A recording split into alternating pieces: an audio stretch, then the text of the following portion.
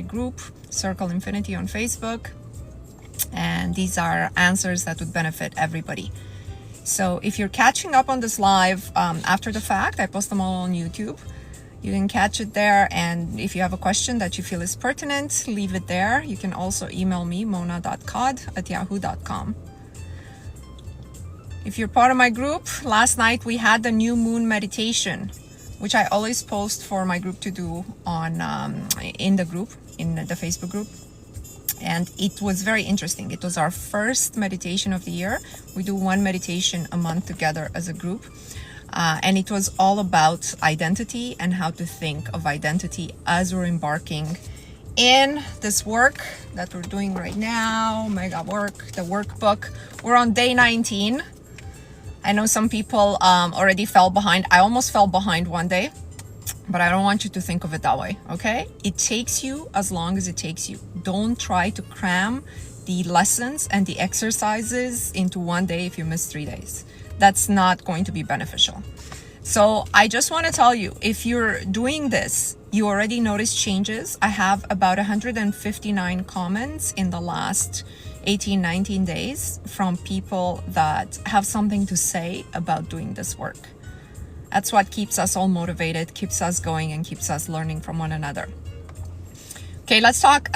In this live, I'm going to talk about the brain, identity, what neuroscience misses or is not telling us, the esoteric part. And then I'm going to take up, I think I have 6 or 7 very interesting questions or commentaries or advice that I'm going to give that I think will help everybody and shift your perspective. Naima, how are you?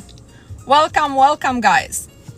Okay, I'm gonna go straight into the brain and do sort of a summary, neuroscience summary. So right now, the research of the brain shows very specifically the brain, the way we are, the way we act is a set of programs which biologically reflect in neurotransmitters wiring a certain way. If you heard of Dr. Joe Dispenza, you're familiar with his work. He's the most popular at explaining this, but this is now an agreed upon fact. So let's say you have neurons in your brain, literal pathways, synapses that wire together and have an electric symbol. It wires that way because specific patterns in you get activated. So it goes to follow, like the easy conclusion is, if you can get other neurons to fire together instead of the ones that are firing together now, you would have a completely different life and a completely different outcome. And this is the basis of Dr. Joe Dispenza's work. So if you are a set of programs as you're growing up, where are you getting these programs? It's very important you look at it. You get it from your parents, primarily from the family unit that you grew up in, from the people who influenced you the most, school teachers, friends, other family members, what you've observed growing up in terms of TV, the world, and how the world relates to people like you. Primarily how your parents get treated in society, how other people that look and come from the social basis of you, similar to you, are treated. So based on that, you form a program. And most people have this program fully formed because the brain fully develops at the age of, does anybody know? It's at the age of 25. At the age of 25, you're pretty much a set person. And what happens in the brain is your brain will not permit, it acts like the perfect filter, will not permit new thought to enter the mind. So let's say you listen to a podcast or you hear something that in a split second, you know would be beneficial for you to implement, or you know this kind of makes sense versus the opposite idea that you have, but your brain won't let you. Isn't it the truth that if you're over the age of 25, if you're all grown up, you can listen to something that makes sense and then forget about it 3 days later or even sooner? And then you remember it a month later or a year later and you say, oh my God, this kind of made sense. Why didn't I implement you? And I gotta tell you, your brain is so good at protecting you from anything new that it will even give you cognitive dissonance if you remember these things and try to implement them. All to say that all of this is possible. It's just not probable that it's going to happen to you, that change is going to happen to you, unless you have a daily practice and a daily space where you return to every single day or with every single reaction and behavior and reassess and reanalyze yourself in terms of what has happened here. Did I act in the way that I wanted to act, or did I act on my programs? And then change that based on your will. Your will is now part of the programming. And a lot of people these days, especially everybody who's following my content on this type of content, they are starting to see more and more of a difference between the will that they have for their lives and the way they were programmed to live, the way they were programmed to think, the way they were programmed to relate to the world. There's a dissonance there.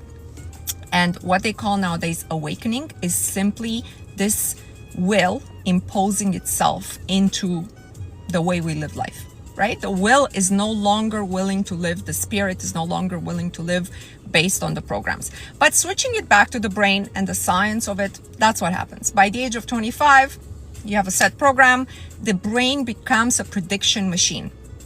It predicts what's going to happen next because it needs to already have one of the programmed reactions prepared for you.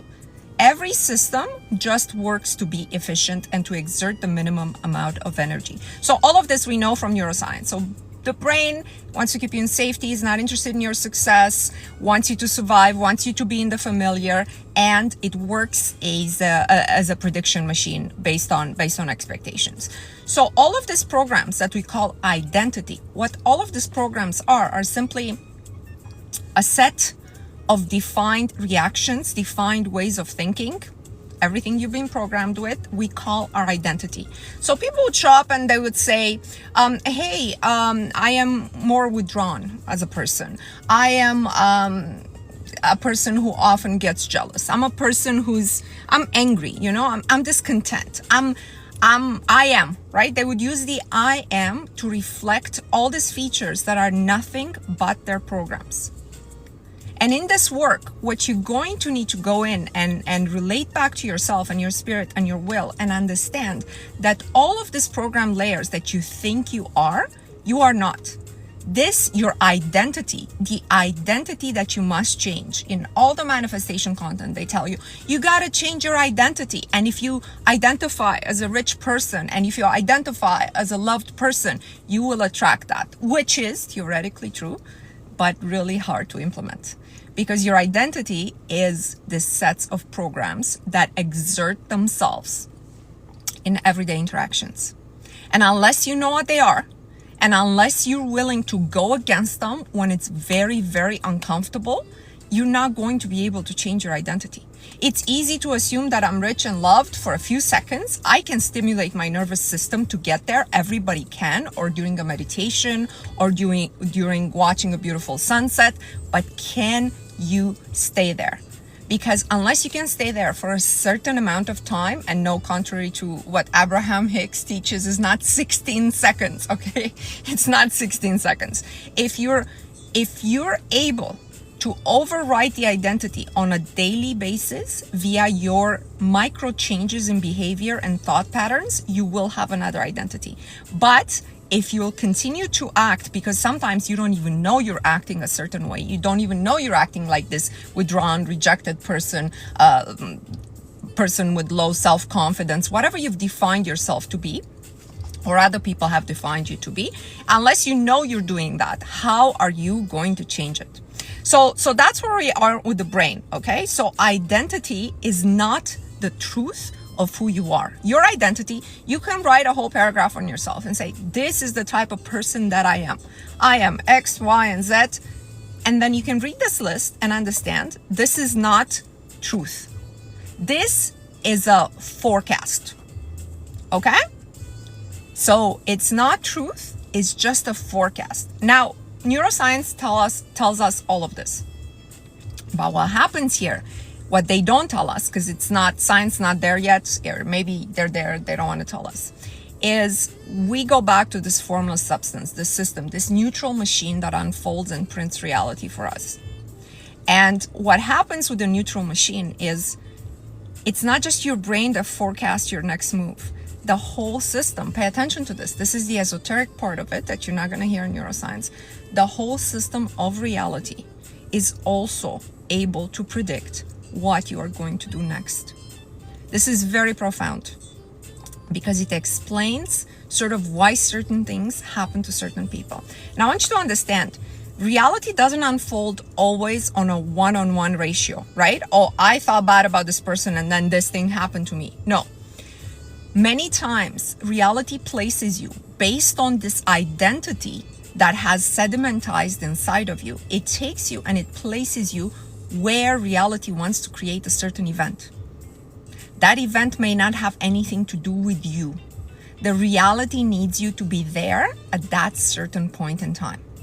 So for example, if you're an angry person, if you're a person who's easily offended, if you're a person that is reactive, they might place you to a place where there's going to be unrest. And reality in that particular space and time needs to create unrest, and it needs to create violence. And it needs something bad to happen, bad in our opinion. Because as we know from the esoteric exploration of this work, all events are relevant to consciousness evolving. Consciousness evolves from love and pain. We want to think that it only evolves from love and that the world can be only love, but there is no evidence ever in the history of humanity that this is ever possible for human nature. So back to my point. If your brain is predictable, the brain is not just using that to keep your own life safe. The whole system is using you to place you at the correct point where it needs to use you based on your identity. And the only way to override this slavery, really, of life, the only way to override it is for you, for your will to impose itself into the formless substance and do things differently than what the machine predicts you're going to do. You guys with me? So this is like taking the neuroscience interpretation of it and taking it to apply it widely, in a wider version, in a wider perspective, from the system's perspective. So I want to, many times things happen to people and people are like, but why was it me, or why was it there at the wrong time, and why? And this is why, okay? Because your current identity has a certain trajectory. The system reads you like a barcode, and the system knows where to place you, where you would be useful in certain time. Why? Because all of your behavior is predictable. All of it, or 99% of it, is predictable. People are taught to live based on their spirit or based on the programs. What do you guys think? How are kids brought up? To express their inner being or the other way around? So that's why we become 99% predictable. Life doesn't really change for most people after your mid-20s, after the brain develops, because your nervous system only lets in the facts that matches with it. That's for people who are not doing work on themselves. It might not apply to people who are on this live because, we're all here to do the work. But if you look around you, you'll see that most people, the way they spoke about life by their mid-20s is the way life unfolded for them if you know them later in life. And this is normal. This is normal because their nervous system, even if there was an opportunity or something better, or they should have given a chance to this nice woman, nice man, they didn't, because their brain will not let in any new pattern and any new information past the age of approximately 25 years old. This is profound, guys. It's profound. And you need to use this information to relate it back to your own life. Which brings me to my second point, behavior, right? How does behavior arise? Now, in this book, we have a lot of exercises to challenge our behavior, and we're working on this workbook right now, which is available in my bio, by the way, if you want to do it with us. The idea is I can tell you to behave in a certain way that signals a different identity. But, so for example, one of the exercises I have in this book is going to the grocery store and act rich. How? You look around and you decide what you want to eat that day, and it doesn't matter the price. It doesn't matter. You saw the cherries in January and they're like $12 a pound. You're going to get yourself 2 pounds of cherries if that's what you want to eat without thinking it's expensive. So this is like a behavior that matches a better identity. So I can give you that and you can do it 1 time, 2 times, or throughout this book, maybe 12 times. Once a month, I give you a behavior to implement. But the only behavior that sticks, you'll notice when you behave the way I'm telling you, you'll feel uncomfortable if you're not used to it. But it doesn't matter because it's just an exercise for you to understand your brain. But the only behaviors that are beneficial for you is actually behaviors that stem from your own thoughts. And your own thoughts stem from the one thing that you must remember from this live, from all of my work, which is what? Where do your thoughts stem from? I am going to tell you. Your thoughts stem from your interpretation of events. It's not about what happens. It's about how you interpret what happens. And I can give you an example of this from every area of life. The guy didn't show up for the date, or the woman didn't show up for the date. What does it mean? Does it mean something about you? Does it mean something about women and men in general? Does it not mean anything? Is it just random? Is it just a numbers game? What does it mean? So the meaning you ascribe to events, you do it in a specific way based on your programs. The instinctual meaning that you ascribe to an event, if you want to change your life, you got to understand it's wrong. Okay? It's wrong. So unless something is like physically hurting you, nothing else has the power to hurt you. Nothing else has the power to discourage you, for you to lose hope, they didn't call you from the job interview. It doesn't mean anything. You understand? And if you understand this key point, you will understand how to change your own reality. I've done it. I started to ascribe new meanings to things, but slowly over time. Not overnight. Nothing can be done overnight. If you want overnight results, listen to, affirmation coaches. I don't know. I'm telling you how it's really done. New meanings to events, new interpretations. And of course, you can give worse and worse meaning to events.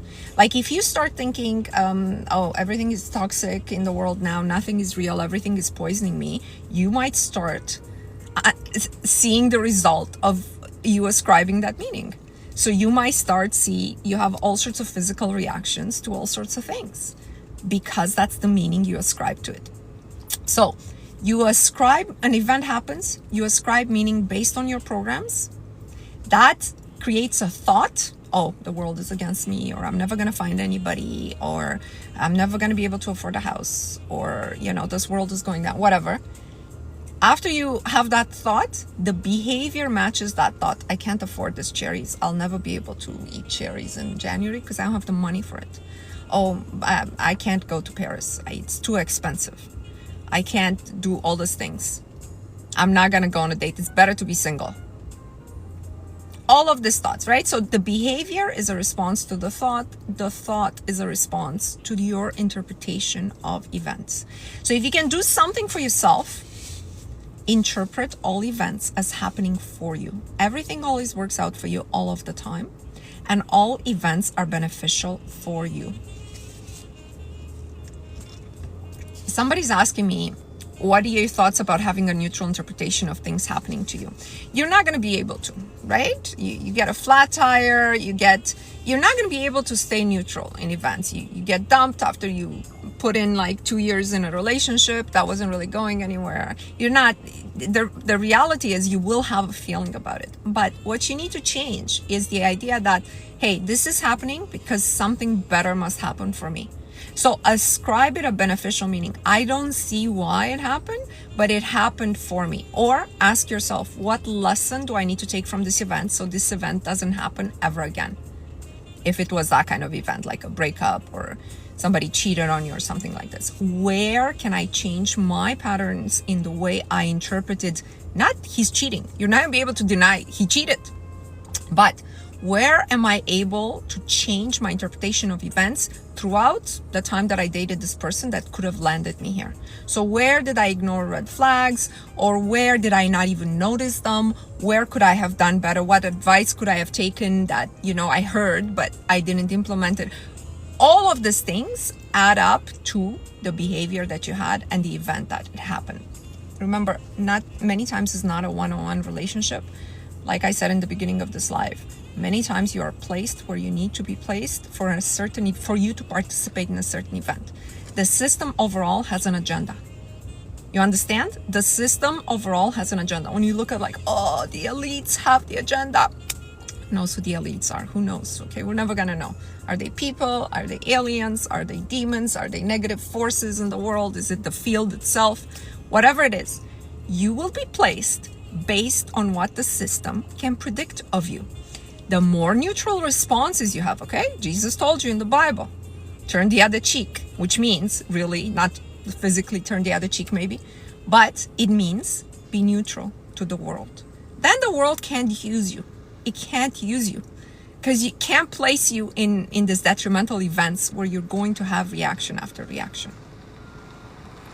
This is deep. I wanted to start with this because you have to understand what identity really is.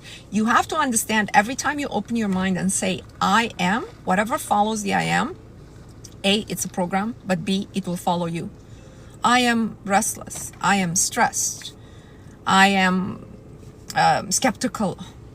I am, whatever the I am is, it's just a bunch of programs you can disassemble. And all of a sudden you can be confident and hopeful and lucky.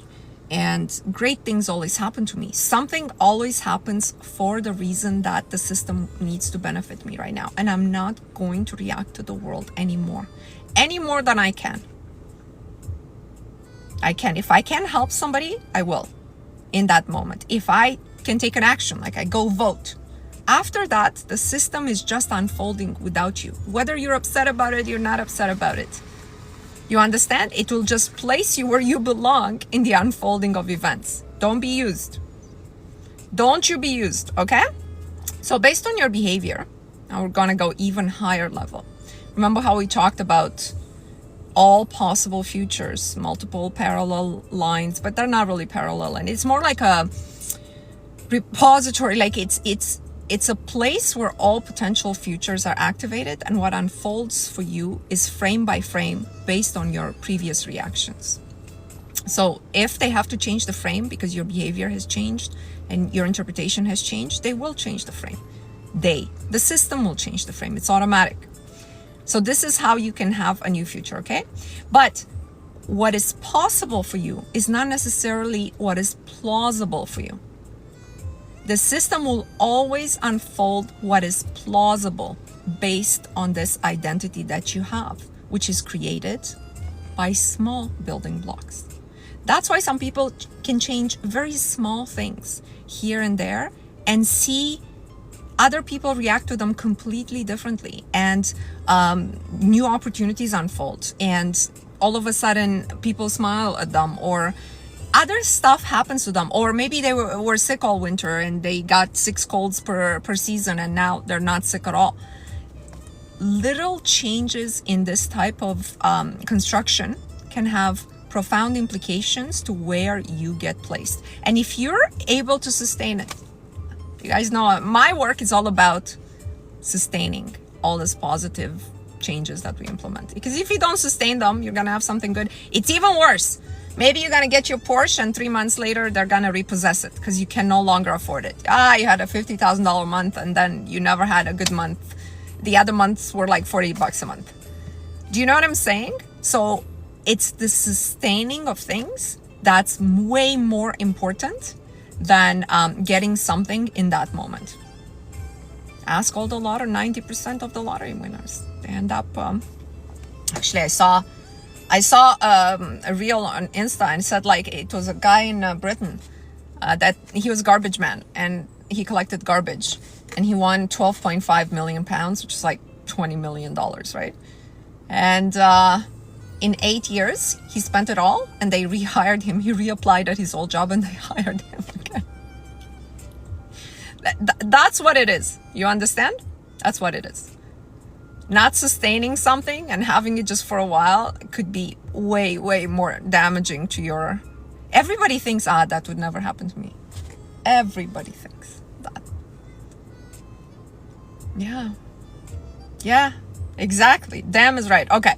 So new frames will occur to you based on your new signal. And there's a huge difference between the predicted you, the one that's already predicted, and the one that's choosing the predicted future.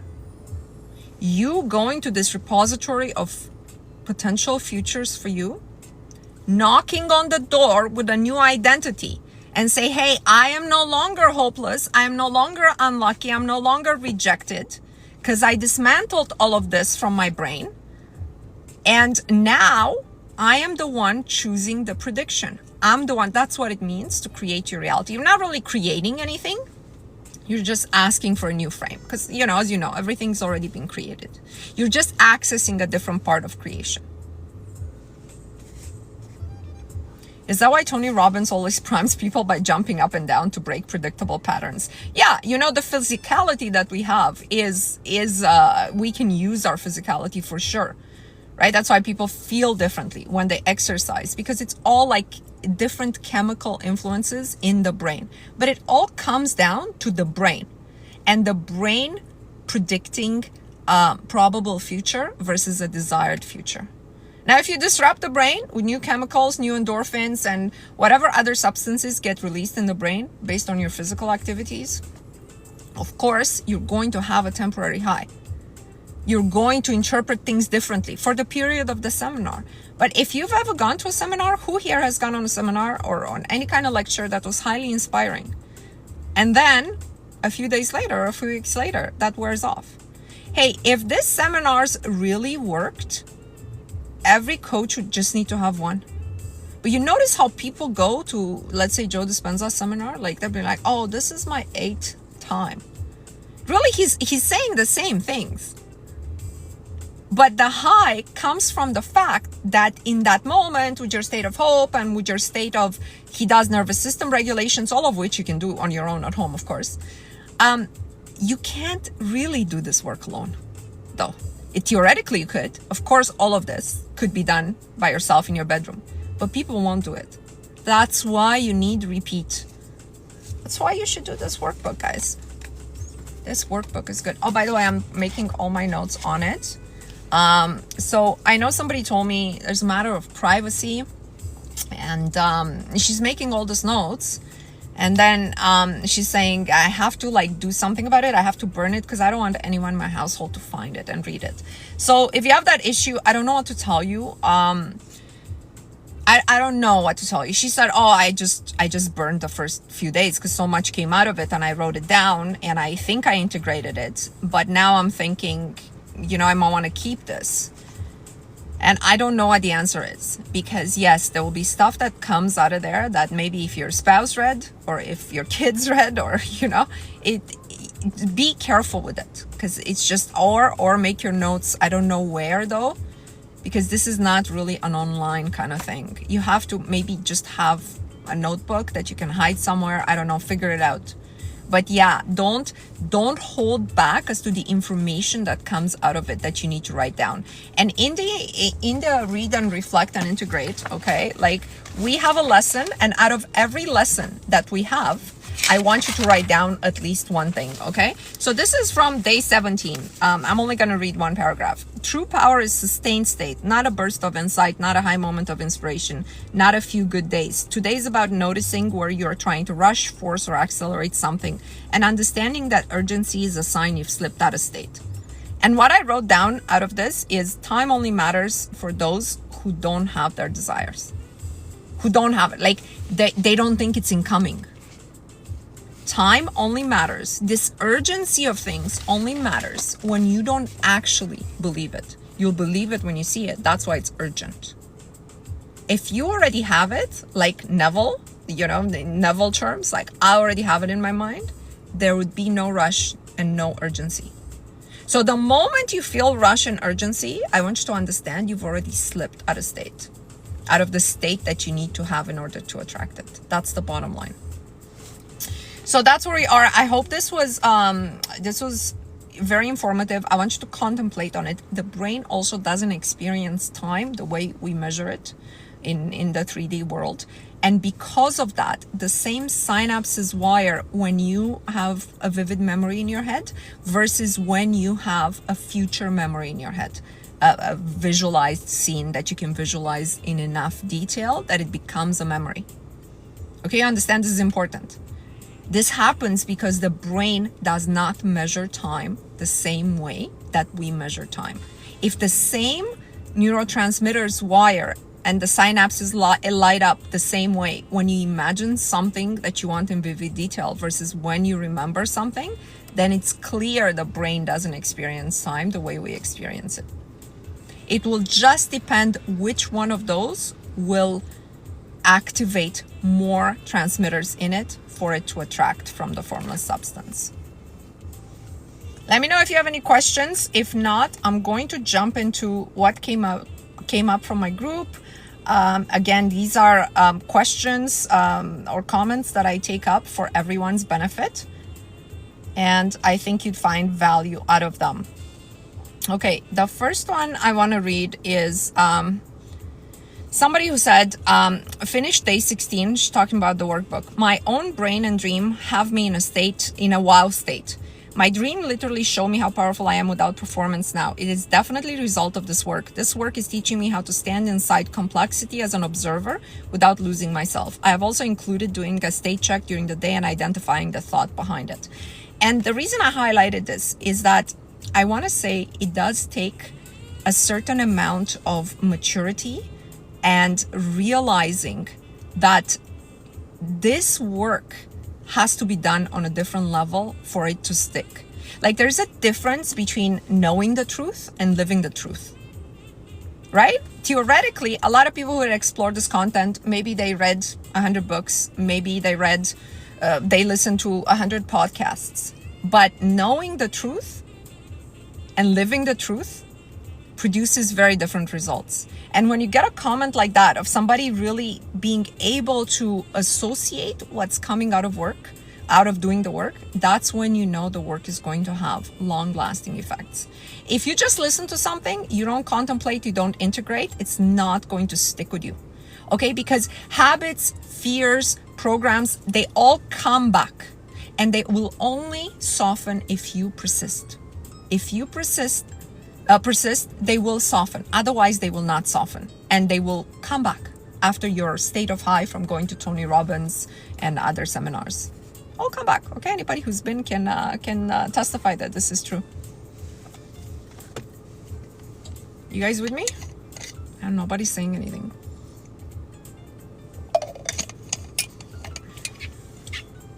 Okay, I'm gonna move on to the next one. I didn't write down the question, but somebody had a comment in the group about politics and about, she was talking politics with her friend and she realized there's a lot of friction, and she realized like it took her out of her vibrational state. It changed her state. The friend got offended, something along those lines. Okay. And I want to give you a way to think about politics in a way that you go higher than politics, okay? Because you cannot defeat anything at the level from where it's at. A collective group of people thinking a certain way is way more powerful than one individual trying to go against it, okay? So here's how you have to think about it. Everybody, or 90% of the people, okay? 90, which is basically the vast majority, everybody. Let's call them everybody. Everybody wants the same thing. Politically, even politically. Socially, definitely. What do people want? When they vote, what do people want, really? They're more similar than we are apart. Way more. Okay? People want a roof over their head, food on the table. They want their kids to be safe. And they want to know that they're employable in a job that doesn't crush their soul. They want to be able to do at least partially what they enjoy on a daily basis. Are you guys with me? Everybody wants this. Everybody wants safety for their kids. Everybody wants food on the table, not to worry about their home being taken away. And so everybody with this set of values in mind goes in the direction that they think and they believe is right. People don't vote in order to hurt other people. That's a very small percentage of the population. Or they don't support what they vote for, or their political views has to do with, I believe this is the way I'm going to get these values met, which is coincidentally the same values that the next person has. So if you eliminate that 10% or 8% of really crazy people in this world that really want to harm other individuals, you're left with a majority that wants the same thing. So I don't want you guys to let the politics affect you more than what you can do about it. What you can do about it, vote.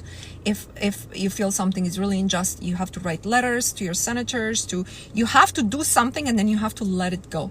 You cannot let this affect your friendships, consume you in any ways. You have to see unity much more than you see division. And you have to assume that the other person has good intentions, especially if they've been your friends your whole life. And now you just have a different opinion about something. Who cares? They want the same thing. They want to be safe when they step on the street. They want to have food, shelter. They want the same things that you want. And in their mind, they truly believe they're doing the right thing, just like you truly believe you're doing the right thing when you have the other opinion. Okay? But what's happening now with the way the script is and politics is, the way the world is constructed now, they put people in echo chambers. Okay, so for example, all your feed will be either things that you hate about the other party or things that you love about your own political views. So that's an echo chamber. You don't really see the goodness in the other side. They want people script good versus evil. Okay, if I'm good and I voted X, then you must be evil because you voted Y. And they want us socially isolated. This is very, very clear, because when somebody's isolated, you can much better direct the way they think by controlling the narrative on their device. Divide and conquer, all by design, exactly. If the narrative on my phone is all conspiracy theory about how everything is poisonous, everything is against me, everything is out there to draw all my life energy, or there's these aliens that are coming, or everything that's on my social media feed will be specifically designed for me. And the reason I'm so into it is because I live in isolation from other opinions and other people. Isolated people are very, very easy to control. And there's another narrative that's going on right now. And that narrative is a state of goodness is no longer achieved by love, right? A state of good. All religions tell you a state of goodness is achieved by love, loving others, doing good in the world, maybe having a family or what have you. Now they're telling you a state of goodness is only achievable in solitude. Have you noticed that? You got to be alone to achieve a good balanced state. Yeah, now that you see what's going on, you ignore it all. Yeah, but it's not that easy to ignore though, because then you see it in the people you love or the people you care about, and then it's this struggle of either you're going to be alone, like I said, or it's the struggle to bring others on board. So your life is really redirected because you're no longer focusing on you growing, developing, exercising your life mission and living your truth. Now you're like in a against the stream sort of swim either way, right? That's the problem. Anyways, let's move on to the next question. That's my opinion on politics. I really don't engage, and I allow people to have different views on different things. I just know this things spin at a way higher level, and at the individual level, we're way more alike than they tell us we are. What else I wanted to take on? Give me a second, because I text all these to myself when I want to talk about something, and then I read them back to you guys. Okay, so somebody in my group said, day 17-18 of the workbook, felt the urge to redo my friends list on social media. I removed a lot of people who I haven't seen in many years, but I don't think I like very much. And they were witnesses to versions of me I want to replace or upgrade. I know that this is socially taboo. And for the same reason, we are expected to stay online friends with people we haven't spoken to in over 10 years. But it feels much nicer knowing my social media is made up of people who are either a piece of my current me or who I feel good energy from. And somebody else in my group commented, I did the same thing yesterday. Deleted many accounts I have followed for years. People I used to know from my past should probably be deleted as well. Why have them on my online space if I don't care about how they live and they don't care about how I live, etc.? And I gotta tell you, okay, I'm gonna show off a little bit here, because I have used Facebook properly from the time I got my account, okay? And this was my rule. If I am not comfortable with this person, let's say seeing me in a micro bikini when I'm in the Dominican Republic, they're not on my Facebook. So I never included anybody from work. Okay, I had a corporate career for 9 years. Nobody. My friend list is private. Nobody can see anything into my life other than my profile pictures. I never had people that I dated added on social media ever. I never had clients when I started my own business, obviously. Never. So my list right now of friends, even after all these years, is like 80 people. And it's mostly like cousins. People live like far away, people I don't see often, and what have you. So unfortunately, what has happened is if you added everybody in those few years or a decade that Facebook was really popular, you can't even use the media the way you're supposed to use it. Like, I shouldn't have to worry about my following, seeing a picture of my child if I want to share that with, you know, the cousins that I have all over the world who I want to, like, we share this kind of things.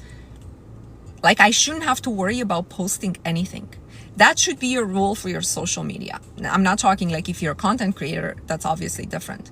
But if you have a personal account, your rule should be, I shouldn't have to edit really anything that I'm posting. I shouldn't have to edit myself in terms of my self-expression.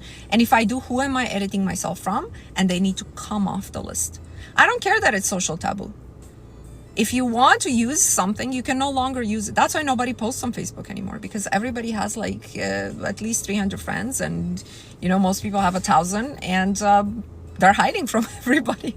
So the whole platform has become junk. Unless you're part of a specific group, it's become junk. But mine is not junk, because I've always used it this way. I can post pictures of my kid. People feel free to comment. It's only people who are in my life. And I think I have like 82 people or something like that that are there.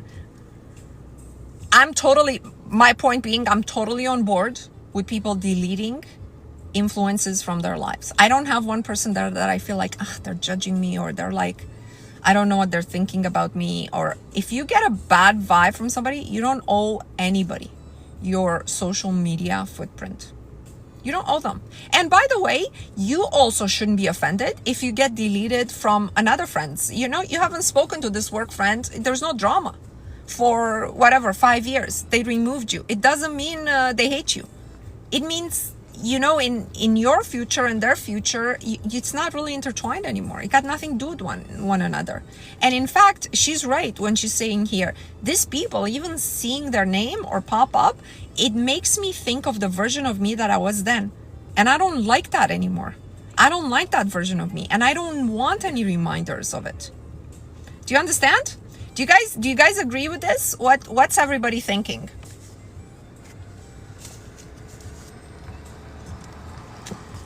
Thank you for listening, though. Nobody's saying anything, but that's a trend in my lives. All right. Let's see. The next thing I wanted to talk about was, give me 1 second. Okay. Somebody put this, this question, and I guess, to answer. She's saying, hi Queens, I have a question about an experience I had yesterday and wanted to get your thoughts. The past few months of my life have been chaotic with the sudden and unexpected move, which I posted about previously. I'm still not completely settled, etc. During this chaotic time, as you can imagine, I feel very disorganized as most of my things are still packed away. There have been 2 instances, one which occurred yesterday, where a message on a license plate appeared before me that reminded me of something critical. My question is, where's that coming from? Is it the creator? Is it the higher self? Is it the neutral machine? I'm keen on everyone's thoughts. And I know somebody answered, you know, it's really the inner you, and it's really, we have all the answers and what have you. So I want to offer a perspective on this, and for everybody who's doing this work with me and who's been on the self-discovery journey. If you're doing this on a regular basis, you're meditating, you're contemplating, you're disassembling yourself, you're reinstalling or installing programs that are more beneficial to you, what's going to happen is layers of lies and veils will peel away, and then you will start seeing what you need to start seeing, what hasn't been dealt with mostly. So a lot of people have layers and layers of buried either trauma, or maybe maybe it's even instructions that come from God or the universe or on what to do next that couldn't have come through to you at the time when you needed it. So maybe, let's say your life became chaotic, but it doesn't mean the instruction on how to solve it wasn't there. It just means you couldn't see it. You, with all the blinders on that you had, couldn't see it. And all this work is going to help you do is going to help you remove this in a much easier way than if you were to do it alone. If you are doing it energetically with me, with us, with the group that we did the 60-day challenge, and this queen has done it, all of a sudden, yes, something critical for you will pop up in your life. And it's all up to you right now. It's all up to you to look at and be like, what am I going to do with this information? So I want to say respectfully that the correct question is not, is it from neutral machine? Is it from God? It could be anything. It could be a signal that you've ignored for many years. That's all of a sudden coming through. The fact that you've identified it as something critical for you has to do with, this is what you need right now. Are you still going to ignore it, or you're not going to ignore it anymore? Are you going to do something about it? But it's still there. Unless you deal with it, it's still going to be there. Get it? That's what it's saying. So sometimes I know we want answers as to who did this to me, right? Something happened. Who did it? Like, what is it? God that wanted me to suffer? Is it the universe? Is it my karma? Is it my... Learn the lesson. The sooner you learn the lesson, the sooner you're going to get through it. If something critical pops up, okay, somebody you're trying to forget, or you know you did something to, and you need their forgiveness. Their name, very, unusual name, pops up on a license plate. You know what you have to do. What are you going to do about it is the right question. Is it a signal you ignored? Is it something you need to act on? Do something different. Do something different than your pattern. That's the whole vibe of this live and of the way we started the work. I know you're restarting the work you're starting the workbook in February, but the first month will all be about challenge your mind. Challenge. This layer that is disassembled, that's allowed you to see that license plate, it will reassemble around you like a shield if you don't take the signal. We all know this, yeah? If you get input and you ignore it, the shield reforms. You have to do the work all over again. That's how it works, because we've always been given prompts on how to go to the next step. We just ignore them. Oh, you love the meditation? Thank you so much. I wanted to do it more of a sedimentizing of the actual information of what identity and the mind was. Because we've been working so long on this, for a couple of weeks. So I wanted our brain before falling asleep to listen to this information all over again, like the summary of all the days that we've done. I've also found it very beneficial. It's actually every single night, if instead of scrolling and looking at little dances on TikTok, you could just read one page, one paragraph, one information that has to do with what you learned, that will help sedimentize the lessons that you had and advance you faster, create your new future faster. So before you go to sleep, Neville said, before you go to sleep, you have to envision in vivid detail. Listen, if you learned a new information about how the brain works, go in there in the space about your brain tonight and see the synapses wiring and firing, and tell them what to do. Tell them, if that's how you work, this is what I want you to do. Help me interpret events differently. I no longer want to take everything as a rejection. I no longer want to take everything as this is what happens to people like me. I no longer want to be hopeless, And just do this. Just contemplate before you go to sleep. That was what the meditation was about. And of course, I always believe doing the work together, like as a group, because it keeps your mind in it. It's totally different than doing it alone. I have maybe 3 more. Somebody was saying, I was reflecting on this group a lot over the last several days. Mona, Khad, I discovered you in the spring of 2025. Have not looked back. I don't live in the same place, work in the same job, or even drive the same car. My life has improved so much in so many ways. I need to do a longer testimonial because people around me can't even believe what my life is right now. I love this kind of things. I think it's so important for people to see that other people achieve results, and that was my initial thinking on the group, but the group evolved to be something a lot deeper. But that was my initial, hey, listen, this woman has done the same work I did, and these were her results. But of course, the results will be different based on A, how many doubts you have when you believe it, B, the authority you allow the information to have over you, or maybe it's the person that presents the information. If you have doubts about the person that presents the information, forget the information, okay? So move on to somebody that looks trustworthy and knows what they're talking about and knows what they're doing. And then the information itself comes into you and allows changes into you based on how many programs you have. Like some people have a lot less or a lot more beneficial programs. Maybe they had amazing parents. Maybe they had amazing teachers. Maybe they were always told they're beautiful and they're going to succeed, right? So those people have different results just if they had 5 bad years because they fell into collective consciousness versus somebody who's been told they suck their whole life. It's just more work, of course, but it's possible for everybody. And that's why I want people to take out of what I'm saying. Another queen in my group, on day 10, we had creating a future memory.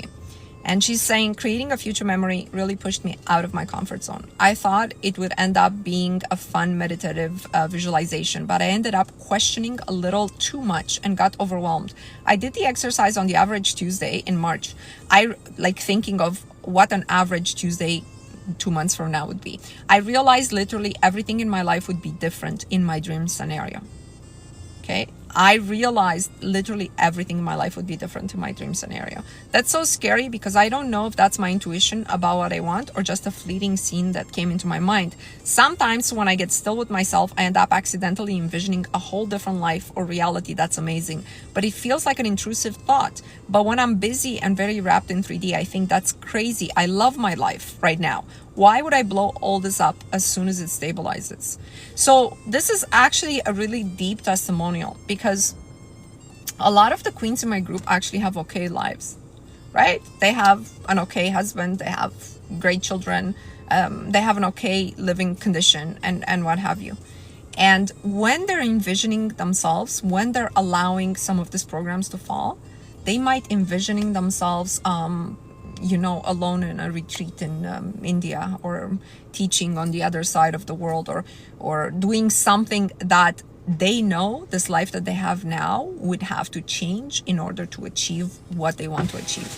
And then this question arises, oh my God, am I really prepared to give all of this up to have my dream life? Or is my whole dream life an intrusive thought? Is my whole dream life something like, why do I want something else? So what is that? What is that? What do you guys think that is in the context of what we talked about?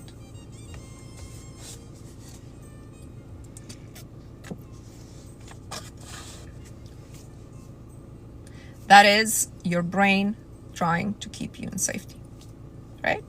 Brain is not interested in your success.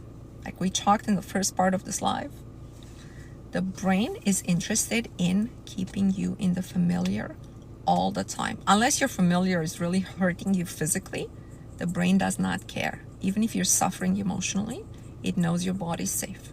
That's all it's designed to do. And many people are completely satisfied in their lives that they have now because they don't want anything to change. Change is painful, change is scary, it's unfamiliar. The brain doesn't want anything to change. But the reason you're having this future memory is because your spirit was designed to have a certain path in this life, right?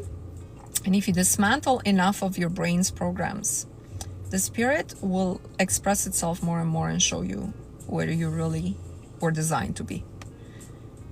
Now, the beauty of the way our free will is allowed for us, really, I think, by God. you will not be pushed into taking the path that you're supposed to take. Many times it will hurt when you take a different path. You'll know you're living a half life or 25% life, but that's what's safe for you, and that's what's safe for your kids. And that's what you got to do right now. And this is how you're going to pacify that. But you will not be forced to live this dream life. You have to really, really want to put your spirit first in order for this to materialize for you. You understand? You have to really be willing to let go of anything that's in the way right now, even if it's comfortable. Many times that's the security of a corporate job. It's very difficult to leave that behind, to implement your dreams that will make you $40 a month in your first month. You know what I mean? So I totally get it. What you do with it is up to you. I'm explaining to you what's happening in the background. It's interesting. You got to think about it. And then there was somebody that I just checked my email before getting on this live, and she asked me this question maybe a couple of weeks ago. She had a question about she was doing this work. She's thinking of health.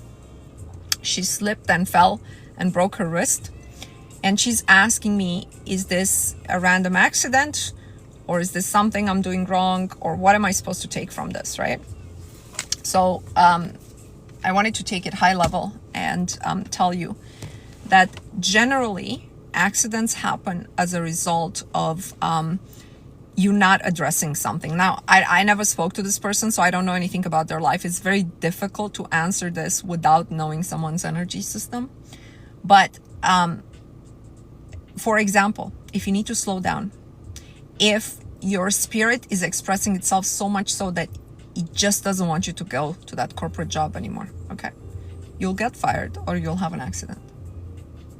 So somehow you have to decide which part of your life, which part of yourself you're going to enforce. Because if you're saying, I'm getting a glimpse of what my spirit wants, but I'm not going to act on it, if the spirit gained enough momentum, it will make you slow down from what you're doing right now. So it's very possible that that is the answer. It's never as a punishment.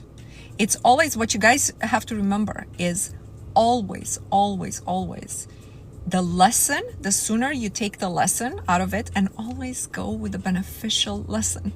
Interpret it right. Okay, where did I need to slow down? Interpret it. You create the meaning. Interpret it. But what I'm saying is, yes, certain events will be enforced on you on a one-to-one relationship. And in certain times, you might have an accident, knock on wood, just by, like I said in the beginning of this live, just by being placed at a certain time where your identity had to help certain events unfold. So this happens, I hate talking about this, but let's say with car accidents, where let's say you have minor injury, but the other person gets deleted from the game, and you were used for that purpose by the system. You understand? And you can't ask why, because the answer to that is so complex that nobody in this world can answer it. It's all algorithmically based. It's all about how you're going to react. Oh, she was going to speed. She was going to run a red light. She's the type of person who would do that. And boom, we need to use her to be at a specific place at a certain time. She's in a rush. She's always in a rush. Yeah, it's a wow. It's the implications of this, staggering, right? So what I want you to take from this live, listen to the first half again, which will be posted on YouTube, because it's all about brain and identity. Contemplate how much of it is applicable to your day-to-day life. Oh yeah, I act on this program because, I've always heard my mom say this, so that's why I do these things. Stay with it. Let this information, don't waste your time listening to a podcast, listening to a live, and then putting it aside. Like, there was something, especially if you're on my live, there's something in it that was meant specifically for you. You need to take something out of it. Otherwise, yeah. All right. What I want to do is put our hands together. I end all my lives with 369 EFT tapping. I am a winner. you can join me for it. If not, I'm live every Monday at 12 p.m. Eastern Standard Time, and all my lives are put on my YouTube channel at Khad. This is from Aritzia in Canada. Thank you. Let's put our hands together. I am a winner. I am a winner. I am a winner. I am a winner. I am a winner. I am a winner. I am a winner. I am a winner. I am a winner. I am a winner. I am a winner. I am a winner. I am a winner. I am a winner. I am a winner. I am a winner. I am a winner. I am a winner.